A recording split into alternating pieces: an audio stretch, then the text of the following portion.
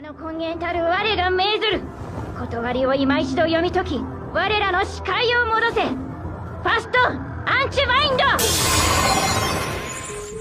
Halo teman-teman, selamat datang kembali di channel 3-in-1 bersama Mimin di sini tentunya.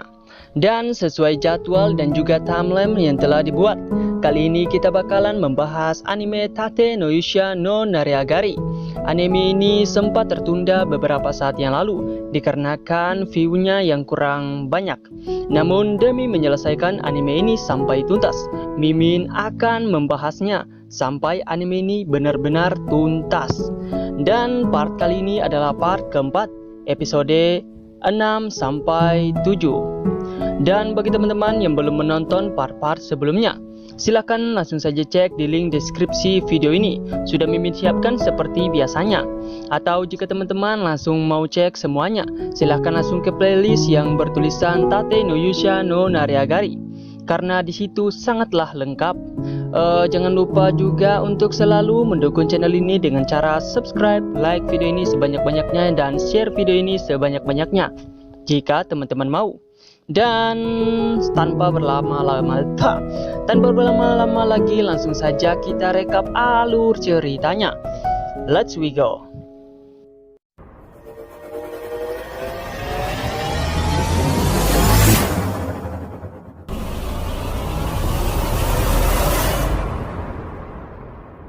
Melanjutkan cerita sebelumnya, di mana Naofumi, Raphtalia dan juga Philo dan juga Bibi Penyihir datang ke sebuah tempat bekas persembunyian dari Aklemis Kegelapan untuk mencari sebuah kristal yang nantinya akan digunakan sebagai bahan untuk membuat benang sekaligus baju untuk Philo. Mereka pun memasuki tempat itu dengan sangat berhati-hati. Di dalam mereka melihat sebuah peti yang telah kosong beserta tulisan kuno yang terkata, "Kami berharap bahwa benih ini tidak merambat ke dunia luar." Mereka pun berpendapat kalau benih ini telah diambil oleh seseorang. Mereka lalu melanjutkan perjalanan. Namun di perjalanan terjadilah sebuah keanehan dikarenakan terdengar suara bisikan-bisikan dari Philo dan juga Raphtalia yang berkata kalau mereka akan berkhianat kepada Naofumi dan berpura-pura untuk setia kepadanya.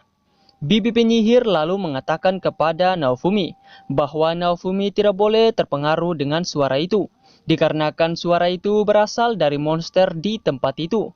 Kemudian Bibi Penyihir lalu menghilangkan sihir ilusi itu, dan semua monster pun lenyap disapu oleh Philo. Mereka pun kembali untuk melanjutkan perjalanan. Mereka lalu menemukan kristal yang sedang mereka cari. Akan tetapi kristal itu dijaga oleh seekor monster berbahaya bernama Nue. Mereka semua pun lalu berupaya untuk mengalahkan monster itu.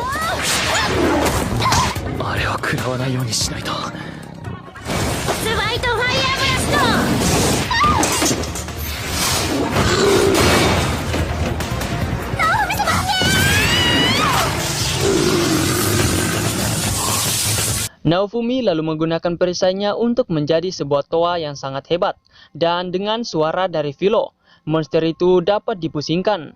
Lalu dengan serangan combo dari mereka semua, Nue itu berhasil dikalahkan dengan kerjasama yang sangat bagus. Mereka pun mengambil kristal yang diperlukan, dan singkat waktu dengan kristal tersebut, Philo pun berhasil mendapatkan sebuah baju yang sangat hebat dan juga sangatlah cantik. Kemudian perjalanan dari Naofumi pun dilanjutkan kembali. Mereka lalu mampir di sebuah desa yang para penduduknya telah mengungsi dikarenakan sebuah tanaman yang terus merambat hingga memakan seluruh kota. Naofumi meminta kejelasan dari para warga di situ. Para warga lalu bercerita kalau desa mereka dulunya sangatlah kelaparan. Namun pahlawan tombak atau si Motoyasu datang dan memberikan sebuah tanaman atau benih untuk ditanam. Naofumi pun tahu kalau orang yang mengambil benih di tempat bekas Aklemis Kegelapan adalah si Motoyasu itu. Awalnya benih itu tumbuh dengan sangat baik dan seluruh warga tidak lagi kelaparan. Namun pertumbuhan dari tanaman itu sangatlah cepat sampai-sampai dia menelan seluruh desa. Naofumi pun kesal dikarenakan para warga terlalu mempercayai para pahlawan. Lalu saat para warga melihat sosok Philo, mereka pun tahu kalau rombongan Naofumi adalah sosok yang dikabarkan sebagai orang suci. Para warga pun langsung meminta pertolongan dari Naofumi. Naofumi pun memberikan obat-obatan kepada mereka yang sakit, serta mengobati mereka yang tengah sakit berat. Setelah itu, Naofumi, Raphtalia, dan juga Philo pergi untuk memberantas seluruh monster tanaman.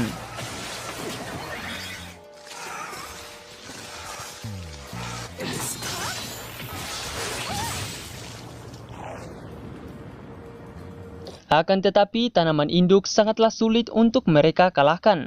Naofumi lalu teringat akan sebuah obat. Dan benar saja, dengan menggunakan obat itu, seluruh tanaman itu pun hancur lebur.